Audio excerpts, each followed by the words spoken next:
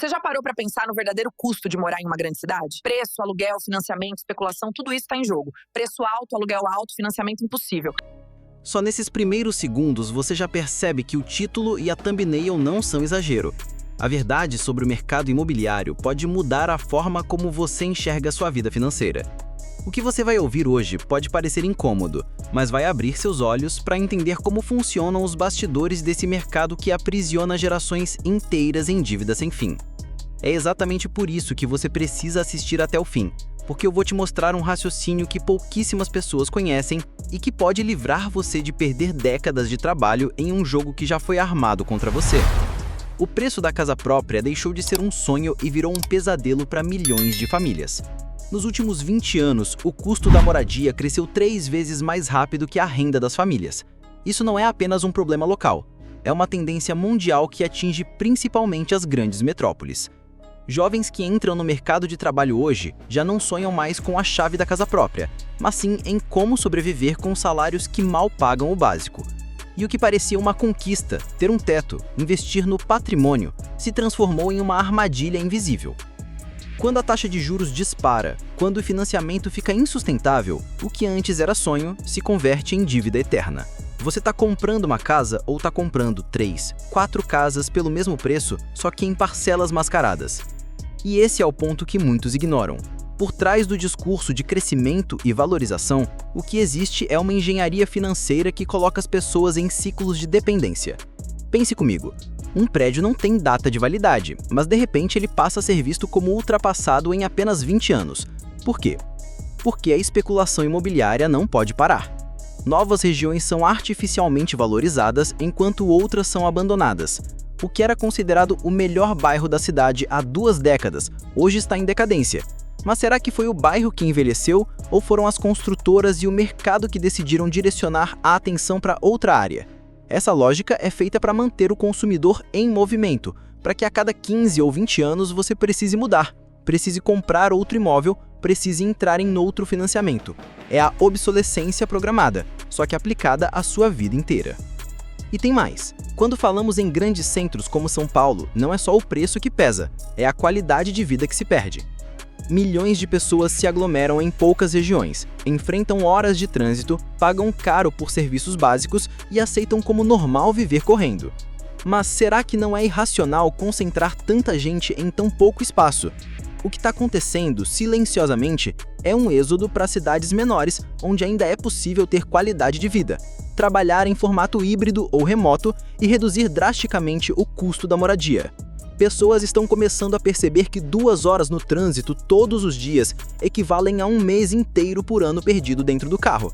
Tempo é vida, e vida também tem preço. Agora eu quero que você comente aqui embaixo. Qual é a sua realidade hoje? Você acredita que vale a pena morar em uma grande cidade pagando caro por espaço ou faria mais sentido buscar qualidade de vida em cidades menores?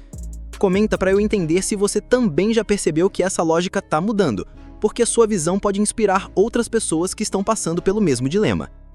Voltando ao ponto central, o financiamento imobiliário. Quando a poupança era a base do sistema, os bancos conseguiam emprestar com juros mais baixos. Hoje, com a Selic em patamares elevados, como um banco vai captar a 15% e emprestar a 11%? Não tem como fechar a conta.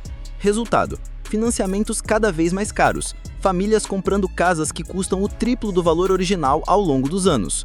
O custo da dívida dobra em menos de uma década, e o que parecia uma conquista vira uma prisão financeira. O imóvel que deveria ser sinônimo de segurança se transforma em uma âncora. Não é à toa que tantas pessoas voltaram a alugar, porque o sonho da casa própria se tornou matematicamente inviável para a classe média.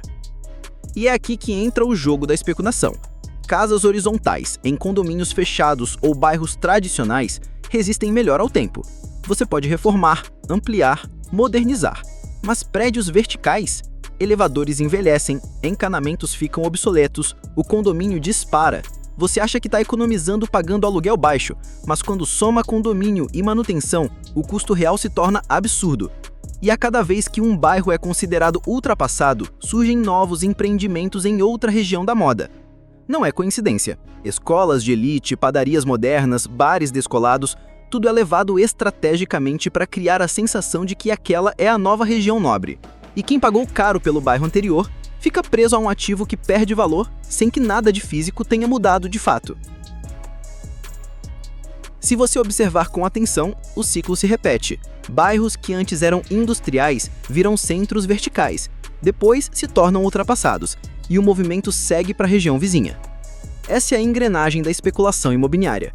Quem entende essa lógica consegue se posicionar para investir melhor, mas quem entra de forma inocente acaba pagando o preço da manipulação do mercado. Por isso é fundamental estudar não só os números, mas também o comportamento das cidades, a direção dos investimentos e as estratégias que estão sendo aplicadas nos bastidores. E esse é o alerta mais importante. Quando você vê um imóvel barato demais, desconfie. O preço do condomínio, a desvalorização programada e a falta de liquidez podem transformar uma oportunidade em prejuízo. Muitas vezes, comprar uma casa em cidades menores ou investir em terrenos horizontais pode ser uma estratégia muito mais inteligente a longo prazo. Mas para perceber isso, é preciso romper com a narrativa de que só nas grandes metrópoles existe chance de crescer ou ter sucesso. O mundo está mudando, o trabalho remoto já não é exceção e qualidade de vida está se tornando prioridade para uma nova geração que não aceita mais viver apenas para pagar boleto. E eu preciso reforçar. Esse vídeo não é para te desanimar, mas sim para abrir seus olhos. Quando você entende como o sistema funciona, você se liberta. A decisão de onde morar, de como investir e de como construir seu patrimônio passa a ser consciente e não manipulada. É aí que está o verdadeiro poder. Não seguir a manada, mas analisar os fundamentos e tomar a decisão que protege você e sua família. Se esse conteúdo fez sentido para você, já deixa o seu like e se inscreve no canal. Aqui eu trago análises que não aparecem nos jornais nem nas propagandas das construtoras, porque o meu compromisso é com a sua liberdade financeira. Compartilhe esse vídeo com alguém que ainda acredita que financiar um apartamento de 30 anos é garantia de segurança, porque pode ser exatamente essa conversa que vai evitar que um amigo ou parente entre em uma dívida que não faz sentido. E antes de sair, comenta aqui embaixo, você acredita que o sonho da casa própria morreu ou apenas mudou de forma?